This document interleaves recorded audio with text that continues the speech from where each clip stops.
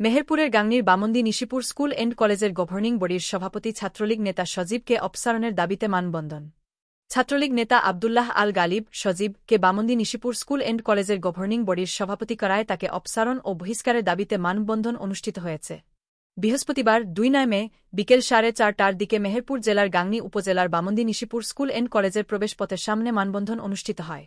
আওয়ামী লীগ পরিবারের সদস্যকে পুনর্বাসনের প্রতিবাদে বাংলাদেশ জাতীয়তাবাদী দল বিএনপি ও অঙ্গ সহযোগী সংগঠনের নেতৃবৃন্দ। মানববন্ধনে নেতৃত্ব দেন বামন্দি ইউনিয়ন বিএনপির সাবেক সভাপতি আমিরুল ইসলাম। এ সময় বামন্দি নিশিপুর এলাকার বিভিন্ন শ্রেণী পেশার মানুষ মানববন্ধনে অংশগ্রহণ করেন। মুজিবনগর খবরে নিউজ এর জন্য যোগাযোগ করুন। আশফারুল হাসান সুমন, উপদেষ্টা সম্পাদক, মোবাইল 017222266006। শাহিদুজ্জামান রিপন, যুগ্মবার্তা সম্পাদক, মোবাইল 017230043000। অধ্যক্ষ মহসিন আলী আঙ্গুর, সম্পাদক ও প্রকাশক, মুজিবনগর খবর.com, মেহেরপুর।